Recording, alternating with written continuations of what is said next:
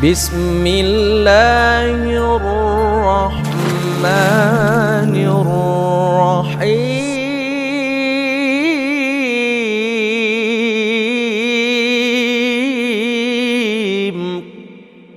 Alhamdulillah wassalatu wassalamu ala Rasulillah wa ala alihi wa sahbihi wa mawalah wa la hawla wa la quwata illa billahi wa ba'du. Alhamdulillah, segala puja dan puji hanya milik Allah subhanahu wa ta'ala. Salawat dan juga salam kita hadiahkan kepada Rasul kita Nabi besar Muhammad sallallahu alaihi wasallam. Ma'asyiral muslimin yang dimuliakan Allah subhanahu wa ta'ala,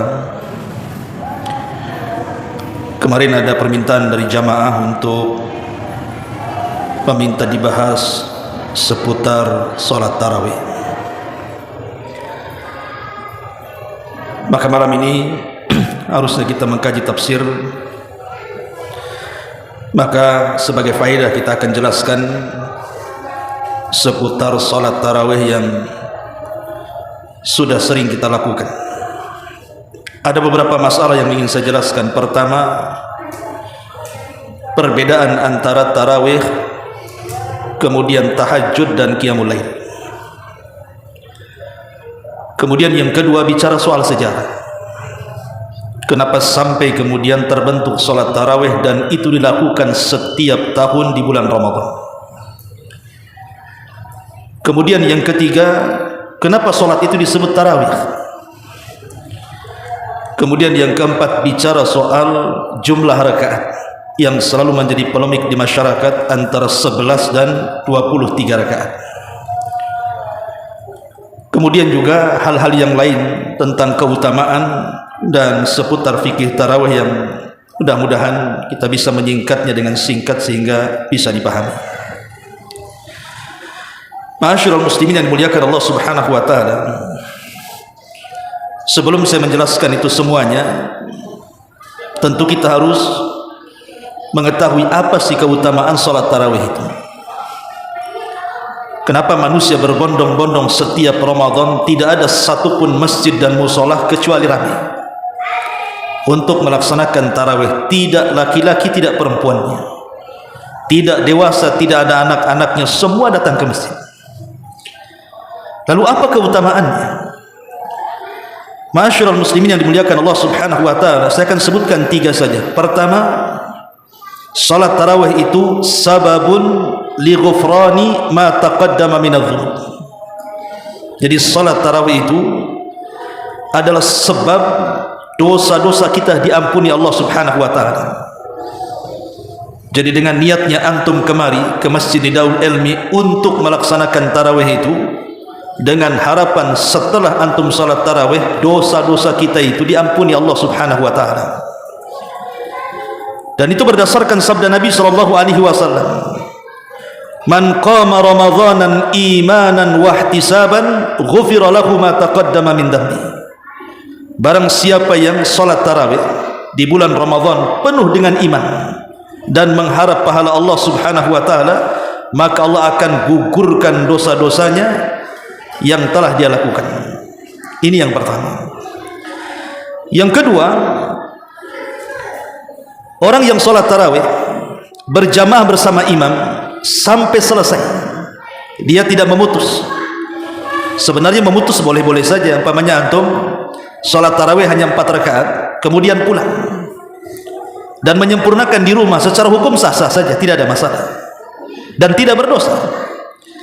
Tetapi kita luput satu keutamaan besar, bahwa orang yang sholat tarawih bersama imam sampai selesai, maka kita dinilai telah qiyamul lail sepanjang malam, dari ba'da isya sampai subuh, seolah-olah kita qiyamul lail dengan sholat tarawih berjamaah bersama imam sampai selesai. Dan itu disebutkan dalam hadis Nabi sallallahu alaihi wasallam. Kata Nabi sallallahu alaihi wasallam, innar rajula idza sallama al-imami hatta yansarifa kutiba lahu qiyamul lailatin.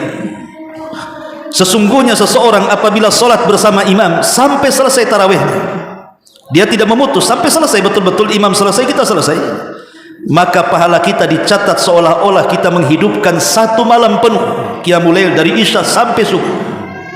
Luar biasa ya. Siapa yang kuat solat malam dari isya sampai subuh? Juga nggak ada yang kuat. Kadang-kadang tarawih saja imam kepanjangan, kadang-kadang kita malas, apalagi solat dari isya sampai subuh kan. Lah cukup tarawih bersama imam sampai selesai, maka dicatat pahalanya satu malam suntuk yang kita qiyamul lail. Ini yang kedua.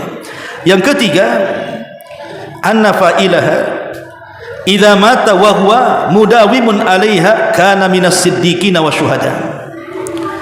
Orang yang melakukan salat tarawih, kalau seandainya Allah takdirkan dia meninggal dan dia tidak pernah meninggalkan setiap Ramadan full satu bulan, bagi laki-laki ke masjid tentunya, bagi perempuan di rumah dan boleh juga ke masjid, maka dia digolongkan para siddiqin wa syuhada, digolongkan orang-orang siddiq dan digolongkan orang-orang yang memiliki pahala mati syahid.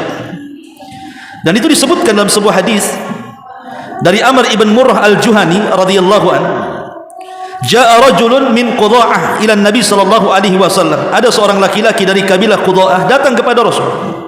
Faqala, dan dia mengatakan, inni syahadtu an la ilaha illallah wa annaka rasulullah wa sallait as-salawatil khamsah wa sum ramadhan wa qumtahu wa ataitaz zakata.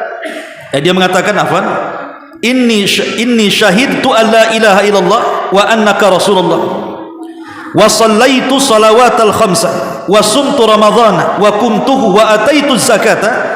Faqala an-nabiy sallallahu alaihi wasallam, man mata ala hadha kana minas siddiqin wa syuhada. Kata Nabi sallallahu alaihi wasallam ketika Amr ibn Murrah al-Juhani mengatakan, ya Rasulullah, aku siap bersaksi tidak ada sesembahan yang berhak disembah kecuali Allah, dan engkau adalah utusan Allah, dan aku berusaha melaksanakan salat 5 waktu, dan aku berusaha puasa Ramadan, dan aku pun berusaha salat tarawih qiyamul lail, dan aku melaksanakan zakat. Kata Nabi SAW, barang siapa yang meninggal dan dalam kondisi seperti itu, maka dia digolongkan para siddiqin dan digolongkan para syuhada. Subhanallah. 3 keutamaan ini cukup merangsang kita untuk tidak meninggalkan tarawih. Pertama, dosa kita berguguran. Yang kedua, kita dianggap salat satu malam suntuk. Dan yang ketiga, kita digolongkan kalau meninggal sebagai para siddiqin wa syuhada, orang-orang yang mati syahid. Ini yang pertama. Yang kedua, apa bedanya antara tarawih, tahajud dan qiyamul lail? Itu apa bedanya? Ini kan 3 kata yang sering kita dengar. Para ulama mengatakan bahwa qiyamul lail itu lebih umum, karena qiyamul lail itu maksudnya menghidupkan malam, tidak mesti tahajud. Menghidupkan malam itu antum bisa istighfar, bisa salawat, bisa zikir, bisa baca Quran, bisa berwudu, bisa salat. Maka qiyamul lail itu umum. Semata-mata kita hanya membaca Al-Quran saja di malam hari, kita sudah dianggap qiyamul lail. Atau semata-mata kita memperbanyak istighfar, salawat dan zikir di malam hari, walaupun tidak tahajud, kita sudah qiyamul lail. Itu makna qiyamul lail artinya. Ini yang pertama. Yang kedua, tahajud. Tahajud itu artinya salat malam secara khusus dan dilakukan setelah tidur. Jadi kalau antum setelah isya kemudian tidur, kemudian bangun di malam hari, entah di pertengahan malam atau di sepertiga malam akhir, kemudian antum salat, itu disebut tahajud namanya. Tahajud itu salat yang dilakukan setelah tidur. Jadi habis isya tidur, nanti malam kita bangun kemudian salat, itu disebut tahajud namanya. Adapun tarawih, tarawih itu salat malam yang dilakukan di awal waktu setelah isya. Nah, seperti kita ini habis isya langsung salat, itu disebut tarawih. Dari sini kita tahu bahwa qiyamul lail lebih umum. Sebenarnya tarawih dan tahajud itu sama saja, cuman bedanya kalau tahajud dilakukan setelah tidur, kalau tarawih boleh dilakukan di awal malam. Karena waktu tarawih sendiri terbentang dari isya sampai subuh, kita boleh melaksanakan tarawih. Tetapi semuanya di bawah kalimat qiyamul lail. Baik tahajud ataupun tarawih itu di bawah kata qiyamul lail, mendirikan malam. Ini masalah yang kedua. Masalah yang ketiga, sejarahnya. Kapan kemudian adanya tarawih berjamaah 1 bulan ini? Ada orang yang menyangka bahwa Yang pertama melakukan tarawih adalah Umar bin Khattab radhiyallahu anhu. Kita katakan salah, karena Nabi SAW sudah melakukannya berjamaah selama 4 hari. Tiba-tiba hari kelima Nabi SAW tak datang ke masjid, padahal para sahabat semakin hari semakin banyak, semakin hari semakin banyak, sampai Masjid Nabawi full, tidak muat lagi saking banyaknya sahabat yang datang untuk melaksanakan tarawih bersama Rasul. Tapi hari kelima Rasul tidak datang ke masjid. Kemudian sahabat bertanya kepada Nabi SAW, kenapa tidak datang?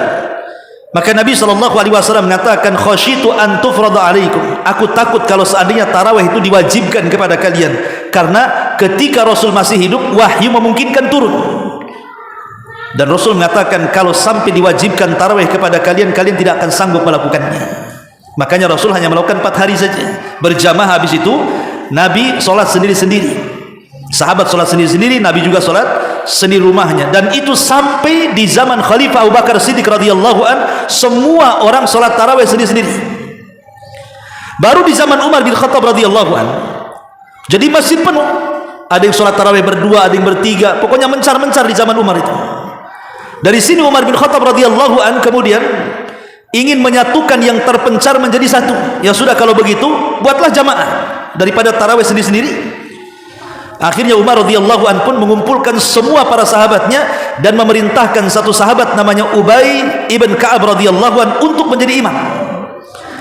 Dari situlah dimulai sejarah tarawih setiap malam di bulan Ramadan full 1 bulan. Tentu Umar tidak melakukan hal yang baru, tidak, karena perkara ini pernah dilakukan di zaman Rasul. Cuman di zaman Rasul karena khawatir diwajibkan maka Rasul hanya 4 hari saja. Tapi di zaman Umar kan wahyu sudah tidak turun lagi, karena Nabi sudah meninggal. Maka Umar berani menghidupkan tarawih full 1 bulan. Akhirnya terbentuklah tarawih 1 bulan sampai hari ini. Dan itu adalah bagian daripada sunnah khulafaur rasyidin yang Nabi SAW katakan, fa'alaikum bisunnati wa sunnatil khulafa rasyidin. Wajib kalian berpegang dengan sunnahku, kata Rasul, dan sunnah para khulafaur rasyidin. Dan Nabi mengatakan, iqtadu billadaini min ba'di Abu Bakrin wa Umar. Ikutilah 2 manusia sepeninggalku, kata Rasul, Abu Bakar dan Umar radhiyallahu anhu. Jadi tarawih 1 bulan itu yang pertama kali melakukan siapa? Umar ibn Khattab. Bukan membuat bid'ah, tidak. Karena Umar pernah mengatakan sebaik-baik bid'ah ini, maksudnya salat tarawih berjamaah. Kata-kata Umar ini bid'ah, maksudnya bid'ah secara bahasa, bukan secara istilah. Karena perkara ini pernah dilakukan Nabi SAW. Artinya Umar tidak mengada-ngadakan perkara baru, karena pernah dilakukan Nabi SAW 4 hari, cuman diberhentikan karena takut diwajibkan saja. Ini masalah yang ketiga. Masalah yang keempat, ya, kenapa disebut tarawih? Kenapa disebut solat itu disebut solat tarawih? Ulama mengatakan tarawih itu dari kalimat istirahat, artinya solat yang ada istirahatnya. Jadi kalau orang pamannya solat seperti kita ini, setiap 4 rakaat, 2 rakaat salam, 2 rakaat salam, kemudian kita istirahat dulu, kadang 10 menit, 15 menit, nanti solat lagi. Atau ada juga yang melakukan 2 rakaat salam kemudian istirahat, 2 rakaat salam istirahat. Itu disebut tarawih, disebutnya. Karena tarawih itu dari kalimat istirahat, solat yang ada istirahatnya. Makanya aneh kalau seandainya ada orang solat tarawih nggak ada jedanya, pamannya terus 2 rakaat salam sampai selesai, mana istirahatnya? Sementara solat disebut tarawih karena istirahatnya, maka disebut tarawih. Tarawih itu diambil dari kalimat istirahat, artinya solat yang ada istirahatnya. Itu disebut tarawih namanya. Kalau nggak ada istirahatnya ya sebut qiyamul lail kan itu ya. Ma'asyiral muslimin yang dimuliakan Allah Subhanahu wa taala, ini secara penamaan kenapa salat itu disebut tarawih. Adapun secara hukum, maka salat tarawih itu sunnah muakkadah. Disebut muakkad itu karena Rasul tidak pernah meninggalkan. Sunnah itu ada 2. Ada sunnah biasa, kadang Rasul melakukan, kadang Rasul meninggalkan, itu sunnah saja. Tapi kalau sudah ada embel-embel muakkad, berarti sunnah itu menyerempet wajib. Hampir Rasul tidak pernah meninggalkan. Jadi kalau sunnah tidak pernah ditinggalkan Rasul disebut muakkad namanya. Tapi kalau sunnah kadang dilakukan Rasul, kadang ditinggalkan, itu sunnah saja. Bisa dipahami? Maka disebut muakkad itu karena sunnah itu tidak pernah ditinggalkan Nabi SAW. Lah tarawih itu Rasul tidak pernah meninggalkannya. Rasul tidak pernah meninggalkannya. Makanya disebutkan dalam hadis Abu Hurairah radhiyallahu anhu, Kana Rasulullah sallallahu alaihi wasallam yuraghibu fi qiyam Ramadan min ghairi an ya'murahum fihi bi azimatin. Fayaqul man qama Ramadanan imanan wa ihtisaban ghufira lahu ma taqaddama min dhanbi. Kata Abu Hurairah radhiyallahu an, Nabi sallallahu alaihi wasallam sangat menganjurkan umatnya untuk mendirikan tarawih di bulan Ramadan tanpa memerintahkan dengan perkara wajib. Artinya tarawih bukan wajib, sunnah dia. Kemudian Nabi sebagai dorongan supaya kita jangan meninggalkan tarawih, Rasul mengatakan barang siapa yang menghidupkan malam di bulan Ramadan dengan tarawih penuh iman dan mengharap pahala Allah, maka Allah akan gugurkan dosa-dosanya. Dari sini kita tahu Nabi sangat suka kalau umatnya tidak meninggalkan tarawih walaupun itu bukan wajib. Tapi Rasulullah SAW sangat menganjurkannya, dan itu berdasarkan hadis dan ijma' kesepakatan para ulama seperti yang dinukilkan Imam Nawawi, kemudian Al-Imam As-San'ani dan imam-imam madhab yang lainnya mengatakan bahwa hukum salat tarawih itu sunnah muakkadah. Ini yang keempat. Yang kelima, tentang masalah tarawih, apakah boleh dilakukan di rumah ataukah tarawih itu harus di masjid? Maka di sini kita rinci. Pertama, bagi laki-laki. Bagi laki-laki tentu salat tarawih di masjid lebih afdal dibandingkan salat di rumah.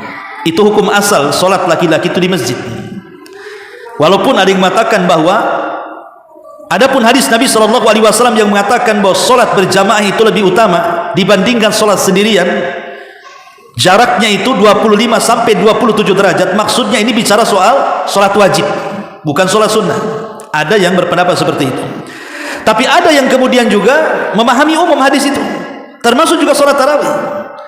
Jadi kalau kita salat tarawih di masjid itu lebih afdal dibandingkan salat sendiri di rumah, karena di banyak sisi tentunya. Di antaranya adalah secara logika ya, kalau antum salat tarawih di masjid kan lebih khusyuk dibandingkan salat di rumah kan.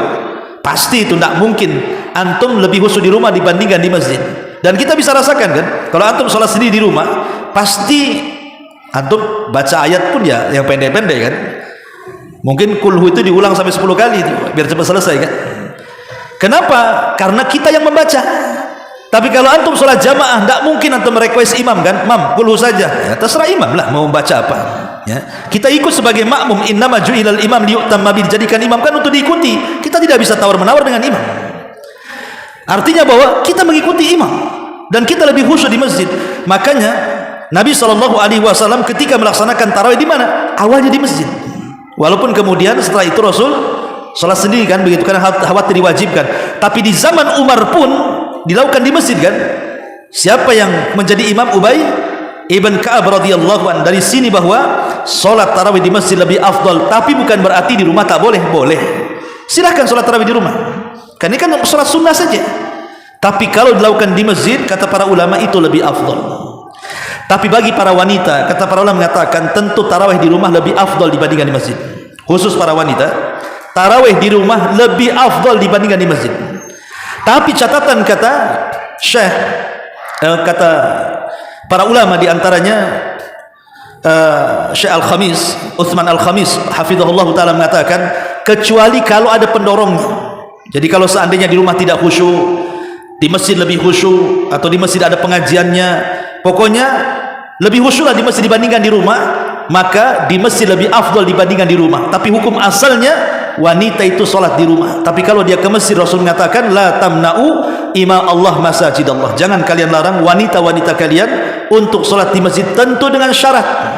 Ingat para wanita di belakang, dengan syarat pertama tidak boleh pakai wewangian, karena sekarang di zaman sekarang ini latah wanita-wanita ini kadang-kadang pakai parfum. Nanti alasannya bau nggak enak dengan sebelahnya, nggak boleh. Wanita keluar pakai parfum itu ada hadis larangannya.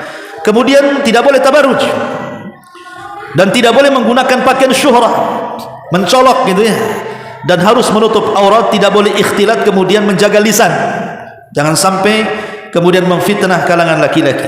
Taib, ini bicara soal mana lebih afdal salat di rumah ke di masjid. Baik, kita masuk pada polemik ada 2 rakaat. Ini yang jadi polemik di masyarakat. Berapa sih jumlah salat tarawih itu? Ma'asyiral muslimin yang dimuliakan Allah Subhanahu wa taala. Kalau kita mengacu kepada hadis Aisyah Ummul Mukminin radhiyallahu anha, ketika menceritakan salat tarawih Nabi sallallahu alaihi wasallam, Aisyah Ummul Mukminin mengatakan Rasul itu salat malam, baik tahajud ataupun qiyamul lail ataupun salat tarawih, itu tidak lebih dari dua angka, 11 rakaat atau 13 rakaat. Aisyah radhiyallahu anha mengatakan Rasul tidak pernah menambah dalam qiyamul lail, entah tarawih lah sebutannya atau tahajud, entah di Ramadan atau di luar Ramadan, kecuali 11 rakaat, dalam riwayat 13 rakaat. Cuman itu riwayatnya. Kemudian juga di zaman Umar bin Khattab radhiyallahu anhu, ketika Umar memerintahkan Ubay bin Ka'ab untuk salat tarawih, dalam riwayat Umar memerintahkan berapa rakaat? 11 rakaat. Dari sini ada yang kemudian berpendapat bahwa jumlah rakaat tarawih itu 11 rakaat atau 13 rakaat dan tidak boleh menambah dari sini. Ini satu pendapat. Tapi pendapat yang lain mengatakan tidak, bahwa salat tarawih itu bukan 11 rakaat, tapi salat tarawih itu jumlahnya tidak terhitung, karena asal salat sunnah di malam hari itu masna, 2 rakaat salam, 2 rakaat salam. Adapun hadis Aisyah Ummul Mukminin radhiyallahu anha yang mengatakan Rasul tidak pernah menambah dari 11 ataupun 13 rakaat, ini angka yang dipilih Nabi. Karena Rasul tidak pernah memerintahkan salat tarawih 11 rakaat atau 13 rakaat. Tidak ada perintah Rasul merintahkan seperti itu. Cuman perbuatan Nabi memilih angka 11 atau 13, dan perbuatan Nabi bukan menunjukkan sebuah perintah. Bukan sebuah perintah. Makanya Ibnu Taimiyah dan juga muridnya Imam Ibnul Qayyim rahimahullahu taala mengatakan bahwa jumlah salat tarawih itu bukan terpaku kepada 11 atau 13 rakaat, karena dalam riwayat Umar juga merintahkan Ubay bin Ka'ab itu 23 rakaat. Umar bin Khattab radhiyallahu anhu merintahkan Ubay bin Ka'ab untuk mengimami salat tarawih di zaman dia 23 rakaat. Makanya dari sini Al-Hafidz Ibnu Hajar rahimahullahu taala merangkum semua pendapat para ulama tentang jumlah rakaat tarawih. Yang pertama kata Al-Hafidz Ibnu Hajar dalam kitab Fathul Bari, ada yang mengatakan 11 rakaatan ma'al witri, 11 rakaat bersama witir. Yang kedua 13 rakaatan ma'al witri, 13 rakaat bersama witir. Yang ketiga 21 rakaatan ma'al witri, 21 rakaat bersama witir. Kemudian pendapat yang keempat 23 rakaatan ma'al witri, 23 rakaat bersama witir. Kemudian yang kelima 39 rakaatan ma'al witri, 39 rakaat bersama witir. Kemudian pendapat yang selanjutnya 41 rakaatan ma'al witri, 41 rakaat bersama witir. Dari sini kita tahu bahwa tidak ada yang membatasi jumlah rakaat tarawih. Bisa 11, bisa 13, bisa 21, bisa 23, bisa 241, bisa juga 49, bahkan bisa juga 100, terserah. Yang penting 2 rakaat salam, 2 rakaat salam, 2 rakaat salam. Kata Ibnu Taimiyah rahimahullahu taala, ibrah dalam tarawih itu bukan jumlah, tapi ibrah dalam tarawih itu kaifiyah, bagaimana cara Rasul tarawih.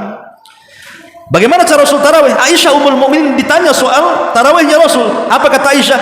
Jangan kau tanya baiknya, di mana berdirinya sama dengan rukunya, di mana rukunya sama dengan berdirinya, dan sujudnya sama dengan rukunya, saking panjangnya. Yang penting itunya saja. Tapi sekarang apa yang terjadi? Justru tarawih itu dibuat sekilat-kilatnya, kan begitu. Kalau bisa ya secepat-cepatnya, kan itu. Seolah-olah mereka memburu selesai, bukan bicara soal kaifiyah salat tarawih Nabi. Kalau bicara soal kaifiyah tarawih Nabi, subhanallah, kan Aisyah ditanya, jangan kau tanya rukunya sama dengan berdirinya, jangan kau tanya sujudnya sama dengan rukunya, menunjukkan panjangnya, kan begitu, tumakninanya, khusyuknya. Lalu bagaimana dengan 5 menit sampai 23 rakaat ini, gimana caranya? Ya, gimana dia akan tumakninah dan khusyuknya? Coba, masyarul muslimin yang dimuliakan Allah Azza wa Jalla. Saya pernah berdialog waktu di Malaysia. Ada seorang kiai. Ya, waktu itu saya ngomong begini, kenapa kau sholat tarawih itu kok cepat sekali? Kadang rakaat kedua itu kulhu saja. Rakaat pertama bolehlah ganti-ganti surat, tapi rakaat kedua selalu kulhu. Dan itu 23 rakaat, tidak sampai 15 menit selesai. Alasan dia begini, Pak, katanya. Dia ngomong sama saya, begini, Pak, kalau sholat tarawih dilambat-lambatkan, nanti jemaah itu nanti menghayal, Pak, katanya. Nanti menghayal. Tapi kalau sholat tarawih itu dicepatkan, itu tidak ada waktu menghayal, katanya. Nggak ada waktu melamun, katanya. Maka khusyuk sekali, katanya. Karena cepat, nggak ada waktu menghayal itu, saking cepatnya, kan itu. Tapi kalau lambat nanti ngantuk, menghayal, makanya kami cepatkan, katanya. Coba jawabannya. Ya. Itu bukan dalil. Menghayal atau tidak menghayal itu kembali kepada orang sholatnya sungguhan atau tidak, lillahi ta'ala atau bukan, kan begitu. Kebiasaan sholat atau tidak. Ini bukan dalil ikhwatu fiddin, karena ini menyelisih sunnah Nabi sallallahu alaihi wasallam. Maka dari sini kita tahu, kata Syekh Shalih Fauzan hafizahullah taala, ketika ditanya tentang adadu rakaat at-tarawih, jumlah rakaat tarawih, dia mengatakan perkara ini perkara luas, tidak boleh saling menyalahkan, tidak boleh mengilzamkan yang 11 rakaat kepada yang 23 rakaat atau sebaliknya, tidak boleh. Ini perkara luas. Silakan Anda melaksanakan 11 rakaat atau 13 rakaat karena itu adalah angka yang dipilih Nabi, atau silakan Anda melaksanakan tarawih 21 atau 23 rakaat karena ini juga sunnah para sahabat.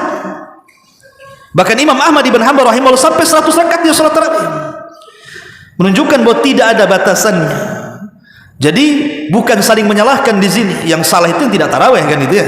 Maksud saya begini, karena ada beberapa kondisi seperti ini. Antum memilih pendapat yang 11 rakaat, masuk ke masjid yang 23 rakaat. Terkadang ada di antara kita itu karena kita berpikir 11 rakaat, antum 8 rakaat pulang, diselesaikan di rumah. Kenapa alasannya? Imamnya 23 rakaat Ustaz. Sebenarnya ulama mengatakan antum tidak boleh kayak gitu. Walaupun antum meyakini 11 rakaat, kemudian masuk ke masjid dan dia imamnya melaksanakan 23 rakaat, sebaiknya ikut sholat bersama imam sampai selesai. Karena kalau antum keluar di tengah jalan, antum tidak mendapatkan pahala sholat malam 1 malam suntuk. Sebagaimana hadis tadi kan, barang siapa yang sholat bersama imam, maka dicatat sholat tarawihnya itu dari ba'da isya sampai fajar. Jadi kalau antum motol umpamanya 8 rakaat pulang karena imamnya alasannya 23 rakaat, antum tidak dapat fadilah besar, luput keutamaan besar di sini. Atau sebaliknya, antum yang 23 rakaat, imamnya 11 rakaat juga kan itu, ya sudah ikut. Kalau seandainya ingin menambah setelah itu di rumah, ya silahkan, tapi jangan melakukan witir 2 kali. Ini mah sudah sama imam witir, nanti malam tahajud witir lagi. Rasul mengatakan la witrani fil laili, tidak ada 2 witir dalam 1 malam. Tidak ada 2 witir dalam 1 malam. Ma'asyiral muslimin yang dimuliakan Allah Subhanahu wa taala, adapun salat tarawih ini boleh seseorang membaca mushaf. Jadi kalau antum salat tarawih di rumah, pengen dipanjangkan, hafalan pula tak punya, maka boleh kita megang handphone atau megang mushaf, dibolehkan, tidak ada masalah. Atau imam juga bersama jamaah di masjid, mungkin hafalannya kurang tapi ingin dilamakan sholatnya, boleh kita menggunakan mushaf. Tapi ingat, bolehnya memegang mushaf atau melihat mushaf itu dalam sholat sunnah. Dalam sholat wajib tidak boleh. Dalam sholat wajib tidak boleh megang mushaf, tidak boleh membaca mushaf. Kenapa? Karena Allah Subhanahu wa taala mengatakan faqra'u ma tayassara minal Qur'an. Bacalah dari surat yang paling mudah dalam Quran. Dalam salat wajib itu tidak boleh takalluf, membeban-bebankan diri ingin memanjang-manjangkan bacaan. Cukup surat yang kau hafal itu yang dibaca. Itu dalam salat wajib. Tapi dalam salat sunnah, dalam tarawih, ulama membolehkan memegang mushaf bagi imam, tapi bagi makmum cukup 1 orang saja di belakang imam. Tidak boleh makmum pegang mushaf semuanya, karena ini akan mengganggu kehusuan salat. Inilah diantara hukum-hukum seputar salat tarawih. Semoga menjadi jelas. Subhanakallahumma bihamdika asyhadu an la ilaha illa anta astaghfiruka wa atubu ilaik. Allahu taala alam. Assalamualaikum warahmatullahi wabarakatuh.